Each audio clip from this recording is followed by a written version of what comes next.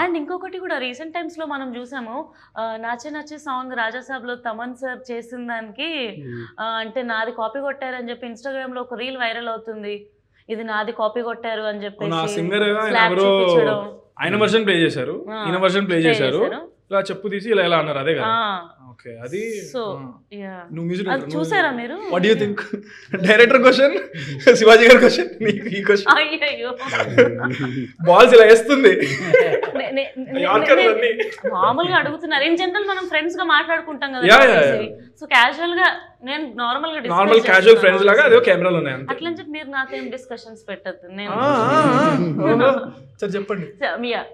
So first thing, అసలు ఆ video అనేది ఎంత రియలో ఎంత ఫేకో మనకు ఎవరికి తెలియదు. సో దీని గురించి మనం మాట్లాడలేము. అండ్ ఒకవేళ రియల్ అయినా అది ఫేక్ అయినా కూడా అది ఐ డోంట్ థింక్ సో. ఆ లెవెల్ ఆఫ్ లెజెండరీ ఒక మ్యూజిక్ డైరెక్టర్ని అంత ఒక సోషల్ మీడియా నెగటివిటీకి గురి చేయడం అనేది I would never support in my wildest dream also. Because ఆయనే కాదు, ఎవరైనా కష్టపడి అంత ఒక స్టేచర్కి వచ్చిన వాళ్ళు, వాళ్ళల్లో అట్లీస్ట్ ఒక 0.1% కూడా జర్నీ లేని ఎవరో వచ్చి ర్యాండమ్గా కామెంట్ చేయడం అనేది నాకు అది ఎందుకో అది నేను ఎవరున్నా ఏ మ్యూజిక్ డైరెక్టర్ని ఎంకరేజ్ చేయను ఫస్ట్ నుంచి. నేను I can't leave a comment. I feel very sad about the negativity that goes in social media on music production also. Because actually music production అనేది there are lot of VSTs plugins. అదేంటంటే ఆ pack కొనుక్కున్న వాళ్ళందరికీ available ఉంటుంది. So ఎవరు first వాడారో వాళ్ళది అయిపోతుంది. అది అంటే ఎవరైతే అది ఫస్ట్ ఒక సినిమా సాంగ్కి వాడేశారో, ఎవరు అది కనిపెట్టేశారో, అది వాళ్ళ మ్యూజిక్ దీని కిందకి వచ్చేస్తుంది. So but we'll not have an idea వరల్డ్లో ఏ పార్ట్లో ఎవడది వేసాడు అనేది మనకు తెలియదు కదా. సో ఈవెన్ నేను జంబర్ గింబర్ లాలా అనే సాంగ్ చేశాను మిత్రమండలిలో. సో దాంట్లో నేను యూజ్ చేసిన ఒక శాంపుల్ కింద I saw a lot of comments called ఇది Fireflies music at 0.33 అని ఏదో వచ్చింది. Fireflies రాక ఒక 4 నెలల బ్యాక్ రిలీజ్ అయింది ఆ సాంగ్. సో ఇప్పుడు ఎవరెవరి నుంచి కాపీ కొట్టాడు? Fireflies నా నుంచి కొట్టినట్ట కాదు కదా.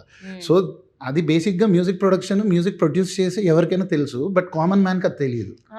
ఆడి సరదాగా ఆడిది like for his livelihood he may just demean all the hard work that has gone N number of nights that we spend away from families doing all the hard work just to entertain people.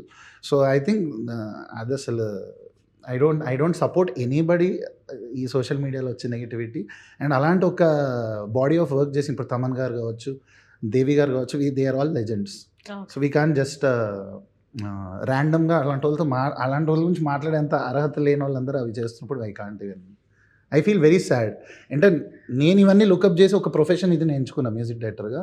అలా నా heroes గురించి ఎవరు అలా మాట్లాడి నాకు బాగా అనిపించదు. Hero నువ్వెందుకు ఫీల్ అవుతుందా? ఆయన చెప్పు లేపితే నేను షూ లేపుతాడు. మన తమనన్న తక్కువడే కాదు. బ్రాండెడ్ షూస్ చాలా కలెక్షన్, ఆయన కలెక్షన్, ఆయన షూస్ గ్రౌండ్ లో 6 ఎలా కొడతారు తెలుసా మన తమన్ గారు.